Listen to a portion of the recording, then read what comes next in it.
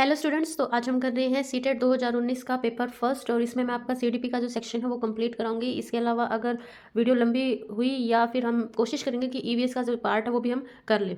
तो चलिए स्टार्ट करते हैं। ये पेपर फर्स्ट है जो छोटे बच्चों के लिए यानी कि 5th क्लास तक जो पढ़ाते हैं उनके लिए। तो ये ऑफिशियल ही पेपर है और जो इसके आंसर मैं आपको बताऊँगी वो भी ऑफिशियल आंसर की से ही बताऊँगी। तो देखिए पहला क्वेश्चन है, the most critical period of the acquisition and the development of the language is. Hindi में कहूँ तो भाषा के अर्जन और विकास के लिए सर्वाधिक संवेदनशील अवधि कौन सी है? कौन सी है? जन्म पूर्व अवधि, प्रारंभिक बाल्यावस्था, मध्य बाल्यावस्था या किशोरावस्था। ठीक है, जब भाषा को आपको अर्जित करना होता है यानी कि सीखना होता है और उसका विकास, तो ये कब होता है जी? प्रारंभिक बाल्यावस्था में। ठीक है, जैसे जैसे आप बोलोगे वैसे वैसे ही बच्चा सीखता है।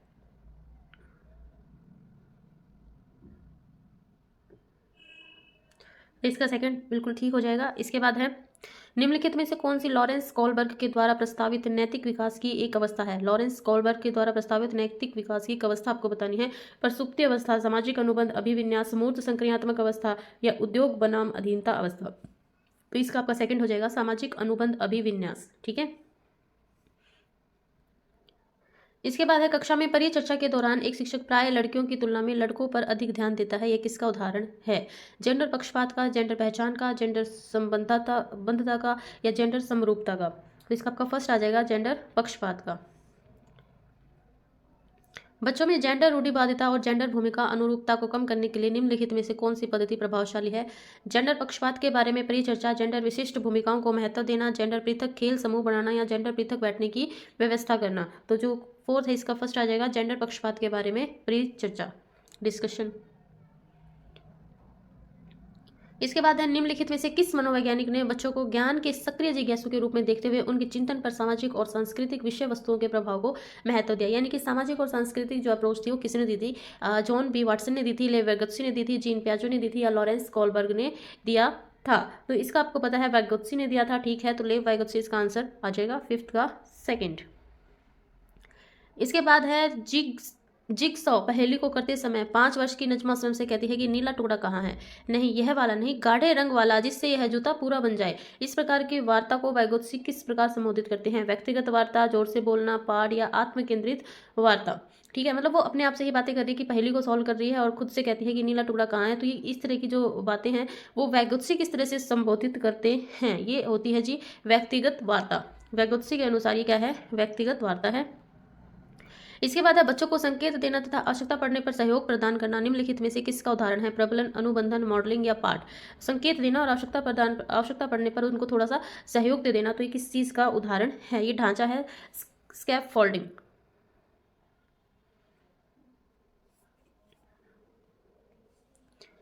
निम्नलिखित व्यवहारों में से कौन सा जीन पियाजे के द्वारा प्रस्तावित मूर्त संक्रियात्मक अवस्था को विशेषित करता है? परिकल्पित, निगमनात्मक, वर्ग, तर्क, साध्यात्मक विचार, संरक्षण, कक्षा समावेशन, आस्थगित अनुकरण, पदार्थ स्थायित्व, प्रतीकात्मक खेल या खेल विचारों की अनुत्क्रमणीयता। तो इसका आपका आ जाएगा सेकंड, संरक्षण, कक्षा समावेशन। बच्चों के संज्ञानात्मक विकास के संदर्भ में निम्नलिखित में से कौन सी पियाजे की संरचना है? पियाजे की आपको बतानी है कॉग्निटिव डेवलपमेंट के अंदर। स्कीमा, अवलोकन, अधिगम, अनुबंधन या प्रबलन। तो इसका आपका आ जाएगा स्कीमा।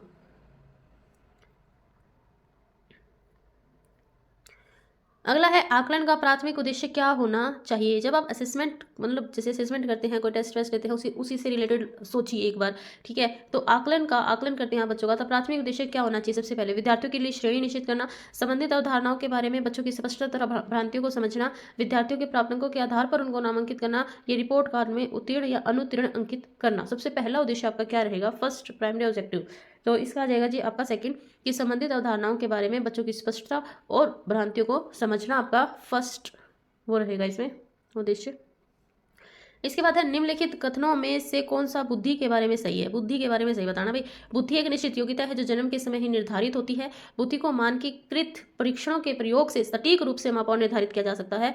बुद्धि एक एकात्मक कारक और एकाकी विशेषक है। बुद्धि बहुआयामी है और जटिल योग्यताओं का एक समूह है।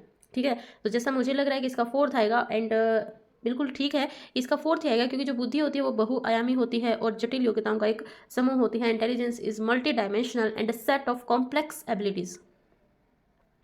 इसके बाद है क्वेश्चन नंबर 12। रूही हमेशा समस्या के एकाधिक समाधानों के बारे में सोचती है, इनमें से काफी समाधान मौलिक होते हैं, तो रूही किन गुणों का प्रदर्शन कर रही है? देखिए, समस्या के एकाधिक समाधानों के बारे में सोचती है, यानी कि मल्टीपल, एक से अधिक, एकाधिक, मल्टीपल सॉल्यूशन सोचती है वो, तो इनमें से काफी सुविधा जो काफी समाधान होते हैं वो मौलिक होते हैं। ठीक है, तो बताइए किन गुणों का प्रदर्शन करती है? सृजनात्मक विचारक, अभिसारिक विचारक, अनम्य विचारक या आत्म केंद्रित विचारक?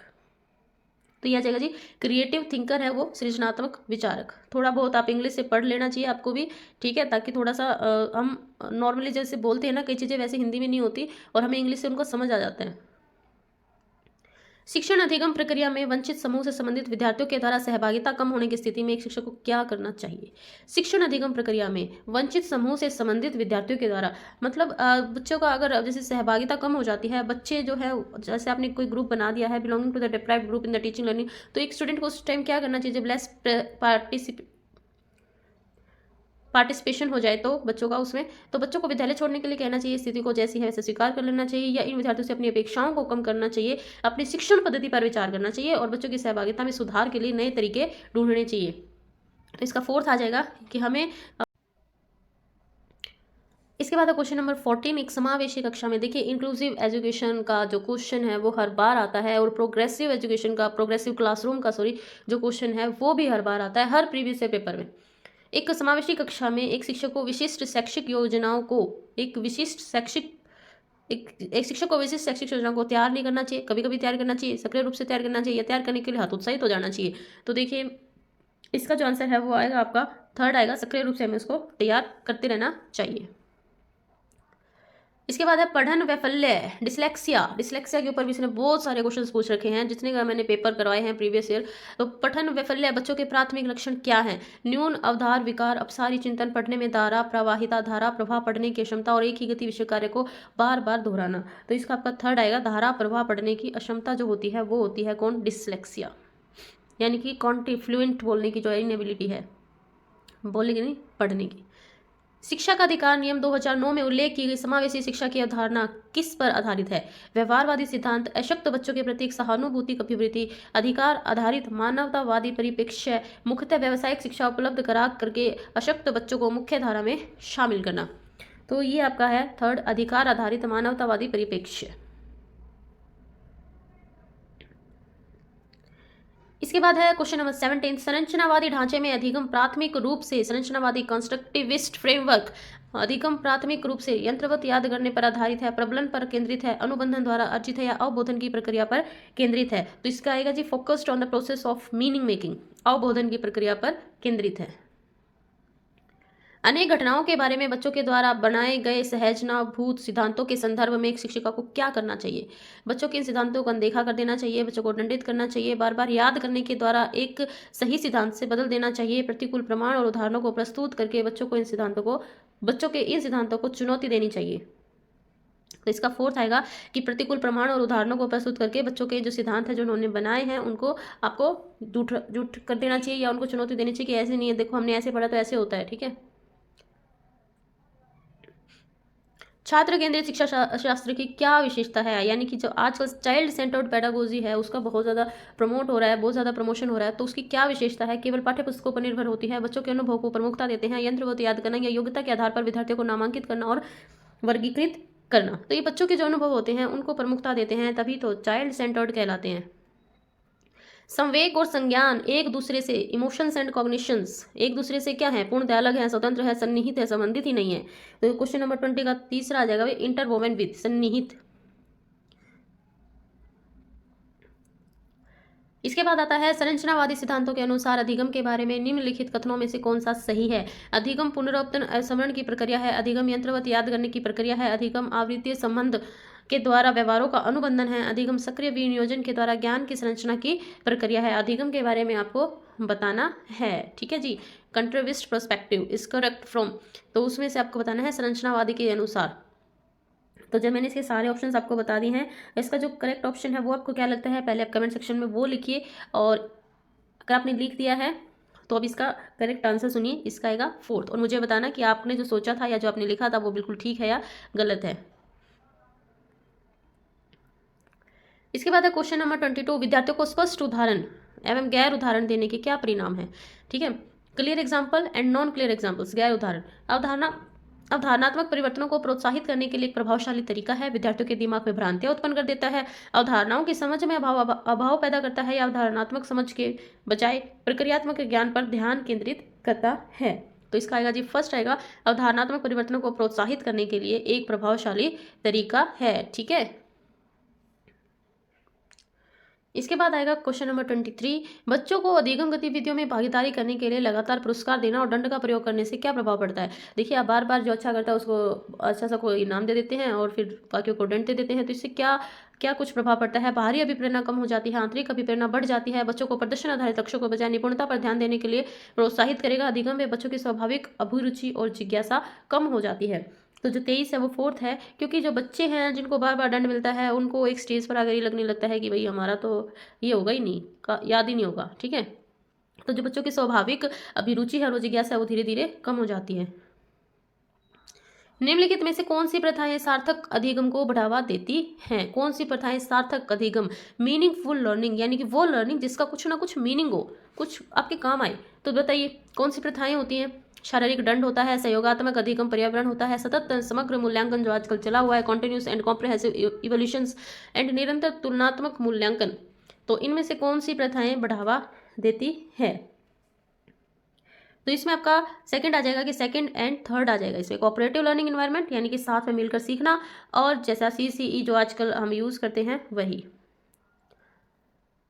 शिक्षक बच्चों की जटिल अवधारणाओं की समझ को किस प्रकार सहज कर सकते हैं, यानी कि जो टीचर्स होते हैं वो कॉम्प्लेक्स कंसेप्ट को किस तरह से बच्चों को आसानी से समझा सकते हैं। एक व्याख्यान दे करके फिर डिलीवरिंग लेक्चर दे करके कोई फायदा ही नहीं है, किसको समझ आता है। ठीक है, प्रतियोगितात्मक अवसरों की व्यवस्था करके, बार बार यांत्रिक अभ्यास के द्वारा अन्वेषण एवं परिचर्चा के लिए अवसर उपलब्ध करके। तो इसका आ जाएगा जी फोर्थ, अन्वेषण और परिचर्चा के लिए एक्सप्लोर करना, डिस्कशंस करना। ठीक है, आजकल के बच्चे इनमें ज़्यादा इंटरेस्टेड होते हैं, तो यह आ जाएगा आपका फोर्थ। एक प्राथमिक विद्यालय की अध्यापिका बच्चों को एक प्रभावशाली समस्या समाधानकर्ता बनाने के लिए किस प्रकार से प्रोत्साहित कर सकती है। ठीक है, तो कैसे कर सकती है भाई, प्रत्येक छोटे कार्य के लिए भौतिक पुरस्कार देकर, केवल प्रक्रियात्मक ज्ञान पर बल देकर, गलत उत्तरों को अस्वीकार करके और दंडित करके। दंडित वाला तो आएगा ही नहीं, बिल्कुल भी नहीं। ठीक है, बच्चों को सहजनुभूत भूत अनुमान लगाने के लिए प्रोत्साहित करके और उसी पर आधारित विचार मंथन करके। तो इसका जाएगा आपका फोर्थ कि एनकरेज करेंगे चिल्ड्रंस को, ताकि वो intuitive guesses and then brainstorming on the same, जो भी उन्होंने सोचा है उसके ऊपर वो थोड़ा सा विचार करें। इसके बाद है निम्नलिखित अवधि में से किसमें शारीरिक वृद्धि और विकास तीव्र गति से घटित होता है। निम्नलिखित अवधि में से किसमें शारीरिक बुद्धि और विकास तीव्र गति से घटित होता है। तो बताइए, शैशवावस्था और प्रारंभिक बाल्यावस्था। ठीक है, शारीरिक वृद्धि और विकास दोनों ही घटित होते हैं, मतलब उस टाइम होते हैं, वो हैपन होते हैं। ठीक है, तो शैशवावस्था, प्रारंभिक बाल्यावस्था और मध्य बाल्यावस्था और किशोरावस्था और वयस्कता। तो 27 का आपका आ जाएगा first, infancy and the early childhood. कहते हैं ना कि 5 साल के बच्चे का जो दिमाग है वो 90% डेवलप हो जाता है। 95 कहते हैं शायद, मुझे अभी ध्यान नहीं है, वो एक एड सी देखी थी मैंने। निम्नलिखित में से कौन से विकास का सिद्धांत नहीं है। विकास का सिद्धांत नहीं है वो बताइए। क्या विकास जीवन पर्यंत होता है, विकास परिवर्त्य होता है, विकास अनुवांशिकता पर्यावरण दोनों के द्वारा प्रभावित होता है, विकास सार्वभौमिक होता है और सांस्कृतिक संदर्भ इसे प्रभावित नहीं करते। तो इसका जगह जी फोर्थ ही आएगा, क्योंकि सांस्कृतिक जो संदर्भ है कहीं ना कहीं प्रभावित करते हैं। इसके बाद है व्यक्तिगत भिन्नताओं का प्राथमिक कारण क्या है। इंडिविजुअल वेरिएशंस क्यों होते हैं। लोगों के द्वारा माता पिता से प्राप्त अनुवांशिक संकेत पद्धति या जन्मजात विशेषताएं होती हैं। पर्यावरण प्रभाव होता है। अनुवांशिकता और पर्यावरण के बीच में ये जटिल पारस्परिक क्रिया होती है। तो इसका आपका बिल्कुल फोर्थ आ जाएगा कि जो कॉम्प्लेक्स इंटरप्ले होता है हेरिडिटी एंड द इन्वायरमेंट, इसलिए अलग अलग बच्चे अलग अलग तरह की सोच रखते हैं। निम्नलिखित में से कौन सा द्वितीयक समाजीकरण एजेंसी का उदाहरण है। सेकेंडरी सोशलाइजेशन एजेंसी, परिवार एवं पास पड़ोस, परिवार मीडिया, विद्यालय और मीडिया और आस पड़ोस कुछ भी कह लीजिए। ठीक है, तो इसका आपका आएगा जी 30, विद्यालय एंड मीडिया। ये जो सेकेंडरी सोशलाइजेशन एजेंसी है, पहली तो परिवार हो गया। ठीक है इसके बाद ये आ गया जी मैथ्स के लिए हमें चाहिएगा एक पेपर पेंसिल। अगर आप कहेंगे तो मैं आपको मैथ्स करवा दूंगी, बिल्कुल बहुत अच्छे और आसान तरीके से मैथ्स करवाऊंगी, क्योंकि मैंने इसी चैनल पर 12th तक का मैथ करवाया है, 12th क्लास का करवाया है। ठीक है, लेकिन अभी हम सिंपली ईवीएस और कर लेते हैं एक बार।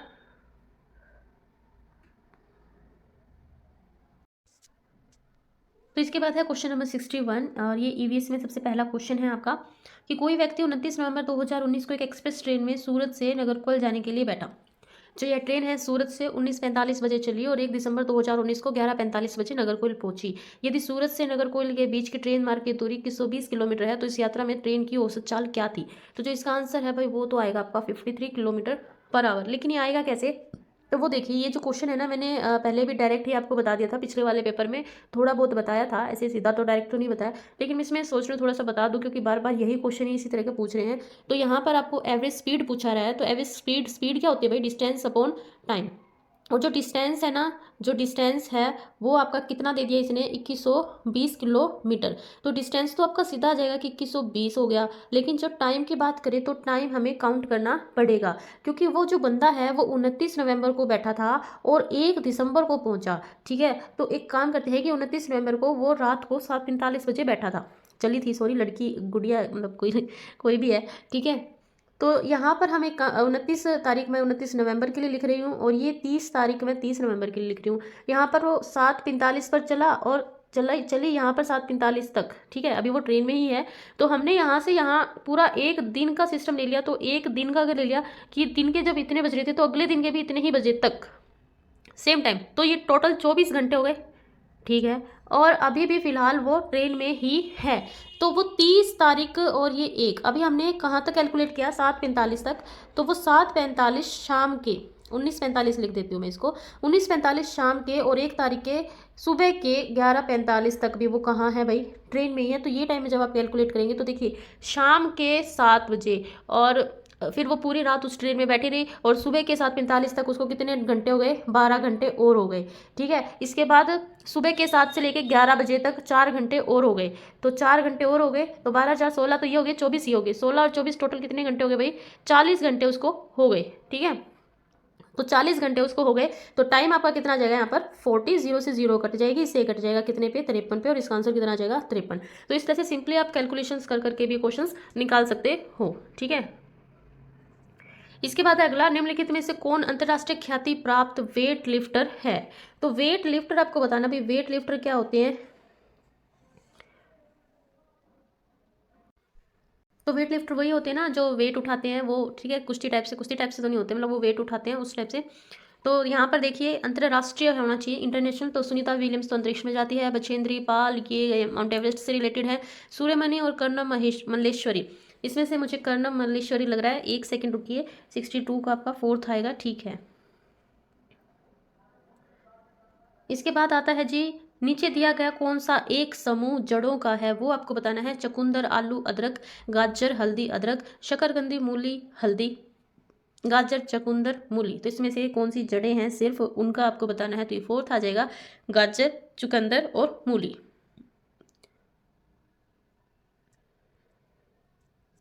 इसके बाद है रेगिस्तान ओक नाम का एक पेड़ है जो पाया जाता है, कहाँ पाया जाता है? आबू धाबी में, ऑस्ट्रेलिया में, राजस्थान के रेगिस्तानों में, या संयुक्त अरब अमीरात के रेगिस्तानों में।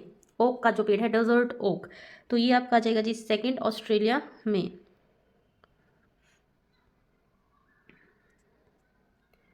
इसके बाद है निपेथिन्स, वह पौधा जो शिकार करता है, के विषय में दिए गए कथनों पर विचार कीजिए। पौधा ऑस्ट्रेलिया, इंडोनेशिया और भारत के मेघालय में पाया जाता है। ऐसा नहीं कि शिकार करता है तो कहीं बाहर जाता है जी, नहीं। वो पौधे होते हैं ना, जैसे आसपास कोई कीट जा रहा है तो वो शिकारी पौधे जिनको कहते हैं, वो फंसा लेते हैं उनको। ठीक है, इसका आकार घड़े जैसा होता है, इसका मुंह एक पत्ती से ढका होता है, केवल छोटे कीड़े मकोड़ों को फंसाकर उनका शिकार करता है। छोटे कीड़े मकोड़ों को खींचने के लिए एक मोहक आवाज़ निकालता है जो इसमें फंस जाते हैं, फिर बाहर नहीं निकल पाते। तो ये आपका जी फर्स्ट ए और बी इसमें दोनों ठीक हैं यहाँ पर।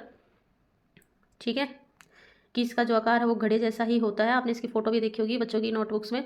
भारत की आज़ादी से पहले महात्मा गांधी ने जिस डांडी के समुद्र तट तक अपनी प्रसिद्ध यात्रा की थी वह भारत के नीचे दिए गए किस राज्य में स्थित है? डांडी यात्रा, तो जो डांडी है वो कहाँ है? आंध्र प्रदेश, कर्नाटक, महाराष्ट्र या गुजरात? ठीक है, तो ये गुजरात में है जी। इसके बाद है उच्च जबर, तेज बुखार के साथ कंपकपी, जिसका उपचार सिंकोना पेड़ की छाल से किया जा सकता है, वह है कौन सा बुखार है? वह मियादी है, मलेरिया है, चिकनगुनिया है या डेंगू है? तो ये मलेरिया है। इसके बाद है किसी डॉक्टर का घर एक्स पर स्थित है और उसका अस्पताल वाई पर स्थित है। डॉक्टर के घर से अस्पताल जाने के लिए कोई सीधी सड़क नहीं है। ऐसा ही क्वेश्चन इसने दूसरे प्रीवियस ईयर पेपर में इसने पूछा था मेरे से, ठीक है। तो अगर ये क्वेश्चन आपसे नहीं होता और आप चाहते हैं कि मैं इसको समझा दूँ, तो मैं ऐसे क्वेश्चन की एक अलग से वीडियो बना दूंगी जिसमें एक साइड क्वेश्चन लिखे होंगे और एक साइड मैं आपको समझा दूंगी। तो लेकिन प्लीज़ कमेंट करके मुझे बताना कि मुझे ऐसी वीडियो आपको चाहिए या नहीं चाहिए, या डायरेक्ट क्वेश्चन से भी आपका काम चल जाता है। तो 68 का यहाँ पर सेकंड आएगा उत्तर पश्चिम। इसके बाद है चिराव नाच कहाँ के लोग करते हैं, ये बताइए। डांस का नाम है चिराव। 69 का जो क्वेश्चन है इसका आएगा सेकंड मिजोरम। इसके बाद है तमिलनाडु के निकटवर्ती राज्य है। तमिलनाडु के निकट आंध्र प्रदेश, उड़ीसा, कर्नाटक, केरल, आंध्र प्रदेश, महाराष्ट्र, कर्नाटक, छत्तीसगढ़, केरल, आंध्र प्रदेश, केरल या कर्नाटक। तो क्वेश्चन नंबर 70 का आपका फोर्थ आ जाएगा आंध्र प्रदेश, केरल और कर्नाटक। इसके बाद है एनसीएफ 2005 के अनुसार निम्नलिखित में से क्या प्राथमिक स्तर पर पर्यावरण अध्ययन शिक्षण का उद्देश्य नहीं होना चाहिए। नहीं बताना है जी आपको, नहीं होना चाहिए। विशेषतः प्राकृतिक पर्यावरण के प्रति बच्चे की जिज्ञासा सृजनात्मकता को बढ़ावा देना, अवलोकन, वर्गीकरण और निष्कर्ष निकालने आदि प्रक्रियाओं के माध्यम से बुनियादी संज्ञानात्मक और गत्यात्मक कौशल प्राप्त करने के लिए खोजबीन से जुड़े और हाथों से करने वाले कार्य में बच्चों को संलग्न करना, प्राकृतिक, सांस्कृतिक और सामाजिक पर्यावरण के बीच संबंधों को पहचानने और समझने में बच्चों को प्रशिक्षित करना, पर्यावरणीय समझ के द्वारा बच्चों में सटीक संख्यात्मक कौशलों का विकास करना। तो ये क्या, कौन सा विषय नहीं होना चाहिए? तो ये देखिए फोर्थ में, देखिए बताइए ये संख्यात्मक कौशल कहाँ से आएंगे पर्यावरण में, ठीक है। तो इसके बाद आएगा 72 पर्यावरण अध्ययन कक्षाओं 3री से 5वीं के लिए एक विषय क्षेत्र है जो संकलित करता है विज्ञान की अवधारणाओं और मुद्दों को, पर्यावरणीय शिक्षा, सामाजिक अध्ययन और विज्ञान की अवधारणाओं और मुद्दों को, विज्ञान और सामाजिक विज्ञान की अवधारणाओं और मुद्दों को, पर्यावरण शिक्षा और विज्ञान की अवधारणाओं और मुद्दों को। तो सेकंड आएगा पर्यावरण शिक्षा, सामाजिक विज्ञान और विज्ञान दोनों को कंबाइन करने के लिए ही बनाया गया था, ताकि दोनों का जो स्टूडेंट्स है वो एक से पढ़ सके। पहले अलग अलग बुक्स होती थी। इसके बाद है निम्नलिखित में से क्या पर्यावरण अध्ययन के संदर्भ में सही है। पर्यावरण अध्ययन एक विषय है जो पहले से 5वीं की कक्षा में पढ़ाया जाता है। 1 से 2 की कक्षाओं के लिए भाषा और गणित के माध्यम से पर्यावरण अध्ययन पढ़ाया जाता है। 2री, 3री, 4थी की कक्षाओं के लिए पर्यावरण अध्ययन से जुड़े मुद्दों को भाषा और गणित के माध्यम से पढ़ाया जाता है। और 1ली से 2री तक की कक्षाओं के लिए पर्यावरण अध्ययन से जुड़े मुद्दे विज्ञान और सामाजिक विज्ञान के द्वारा पढ़ाए जाते हैं, ठीक है जी। तो यहाँ पर 73 का आपका सेकंड आ जाएगा। इसके बाद देखिए 74 बच्चों को पर्यावरण अध्ययन को सीखने के लिए खोजने के द्वारा पर्याप्त समय दिया जाता है, इंगित करता है। पर्यावरण अध्ययन याद करके सीखा जाता है, पर्यावरण अध्ययन सूचनाओं के द्वारा सीखा जाता है, पर्यावरण अध्ययन बाल केंद्रित है या फिर पर्यावरण अध्ययन शिक्षक केंद्रित है। तो 74 का आपका थर्ड आ जाएगा, पर्यावरण अध्ययन बाल केंद्रित होता है, चाइल्ड सेंटर्ड। इसके बाद क्वेश्चन नंबर 75 निम्नलिखित में से कौन सा पर्यावरण अध्ययन पाठ्यक्रम के सुझावित प्रकरणों का उप प्रकरण है। पर्यावरण और मित्र, भोजन, जानवर और हम चीजें कैसे बनाते हैं, ठीक है। अब बताइए 75 का क्या आएगा। 75 का आएगा 3 जानवर। निम्नलिखित में से क्या पर्यावरण अध्ययन के शिक्षक के लिए वांछनीय गतिविधि है। शिक्षक के लिए डिजायरेबल प्रैक्टिस ईवीएस टीचर होने के लिए विभिन्न कक्षाओं के बहुसांस्कृतिक क्षेत्रों को संबोधित करना, पर्यावरण अध्ययन की अवधारणाओं से संबंधित महत्वपूर्ण सूचनाओं को बच्चों को देने के लिए प्रेरित करना, पर्यावरण अध्ययन के 6 प्रकरणों का रेखीय आयोजन करना, केवल पाठ्य पुस्तकों पर आश्रित रहना। तो ये तो बिल्कुल नहीं होगा, ठीक है। और चाहे कोई सा ही हो जाओ, लेकिन ये बिल्कुल आश्रित रहने वाला तो नहीं आता कभी भी। तो इसका आ जाएगा जी फर्स्ट, विभिन्न कक्षाओं के बहुसांस्कृतिक क्षेत्रों को संबोधित करना। इसके बाद निम्नलिखित में से क्या पर्यावरण अध्ययन में बच्चों के द्वारा ज्ञान की रचना में महत्वपूर्ण है। बच्चों का सक्रिय भाग लेना बिल्कुल होना चाहिए। बच्चों के समुदाय के सदस्य पर्यावरण अध्ययन की पाठ्यपुस्तकें, पर्यावरण अध्ययन की पाठ्यपुस्तक में दी गई व्याख्या और परिभाषा रचना में महत्वपूर्ण आपको बताना है। 77 का फर्स्ट आ जाएगा, ए, बी और सी। जब पाठ्यपुस्तक आ गई तो व्याख्या और परिभाषा उसके अंदर ही नहीं आ जाएगी। 78 बच्चों को पर्यावरण अध्ययन सीखने में प्रभावशाली तरीके से जोड़ा जा सकता है। वृत्तांत, कहानियां, शिक्षक के द्वारा अवधारणाओं की प्रभावशाली व्याख्या या शिक्षक के द्वारा अवधारणाओं की प्रभावशाली प्रदर्शन और व्याख्या, ठीक है। तो 78 का आपका सेकंड आ जाएगा, केवल ए और बी।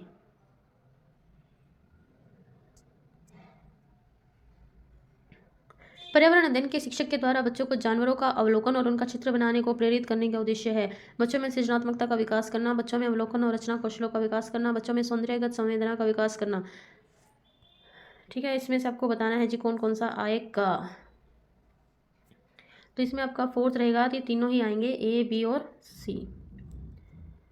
इसके बाद है क्वेश्चन नंबर 80, पर्यावरण अध्ययन में शिल्पकला और चित्रकला को समूह में करके सीखने पर बल दिया जाता है क्योंकि कक्षा की अनुशासनहीनता को रोकने के लिए समूह में सीखना शिक्षकों के लिए एक आसान और बहुत प्रभावशाली युक्ति है। समूह में सीखना सहपाठी द्वारा सीखने को प्रोत्साहित करता है। समूह में सीखना कक्षा में सामाजिक अंतःक्रिया को बेहतर करता है। समूह में सीखना पर्यावरण अध्ययन के पाठ्यक्रम को समय पर पूरा करने में सहायता करता है। तो 80 का आपका थर्ड आ जाएगा, केवल बी और सी।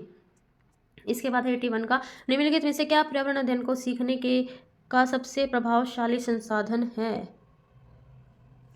परिवार के सदस्य हैं, समुदाय के सदस्य हैं, समाचार पत्र या कक्षा? तो आपको बताना है इनमें से कौन सा आएगा। इसमें तीसरा आएगा ए, बी और सी।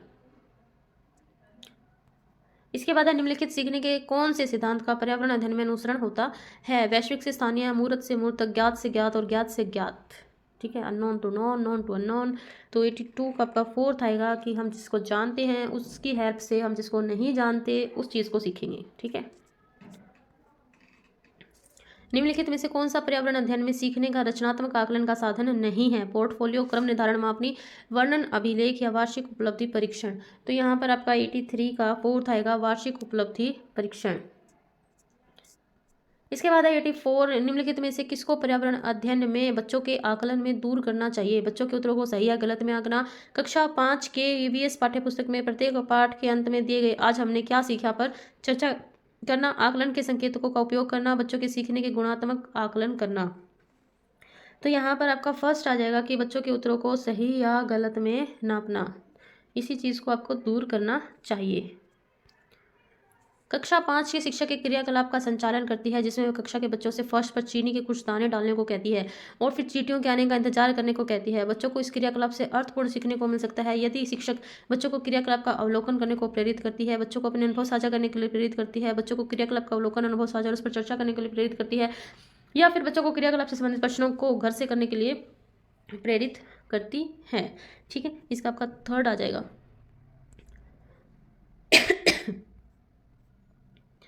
इसके बाद 86, नीचे दी गई सूची पर विचार कीजिए। कछुआ, घड़ियाल, कौवा, बतख, मछली इन चीजों में से कौन सा दूसरों से भिन्न है? कौन सा दूसरों से भिन्न है? एक जो है वो दूसरों से अलग है, तो वो कौन है? देखिए कौवा होगा क्योंकि ये सारे के सारे बाकी तो पानी में रहते हैं। ठीक है, तो 86 का सेकंड आ जाएगा कौवा।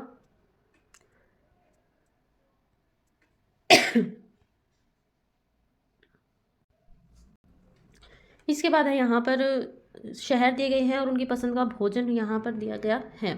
ठीक है, तो देखिए हांगकांग के साथ आप किसको मैच करेंगे? केरल, कश्मीर और गोवा, जिसको भी आप थोड़ा बहुत जानते हैं सबसे पहले उन्हीं को इसमें मैच कर दीजिए। तो जिसका आंसर है वो है आपका सेकंड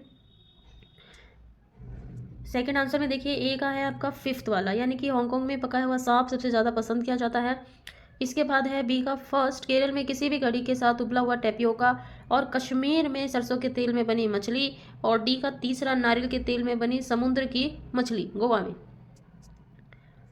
इसके बाद अगला क्वेश्चन देखिए, नीचे दिए गए पक्षियों की कौन सी प्रजाति झटके से अपनी गर्दन आगे पीछे करती है? उल्लू, कौवा, बसंत, गोरी या मैना?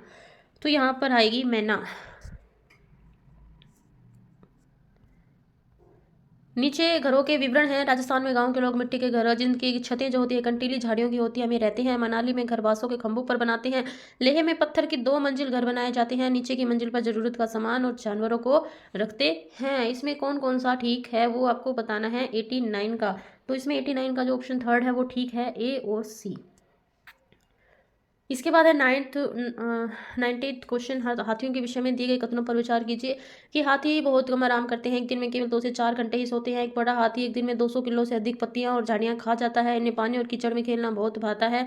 किसी हाथियों के झुंड में सबसे बुजुर्ग हथिनी ही सभी फैसले लेती है। इसका भी जो है वो थर्ड आएगा, सी, डी और ए।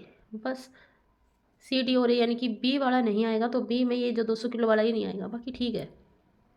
तो यहाँ पर आपकी जो ईवीएस है वो कंप्लीट होती है। और अगर आपको वीडियो थोड़ी सी भी अच्छी लगी और आपकी थोड़ी बहुत हेल्प हो गई हो तो प्लीज़ चैनल को सब्सक्राइब कर दीजिए और एक लाइक का बटन जरूर दबा देना, ताकि मुझे भी पता चले कि मैं सही बनाती हूँ या गलत बनाती हूँ। Thanks for watching this video.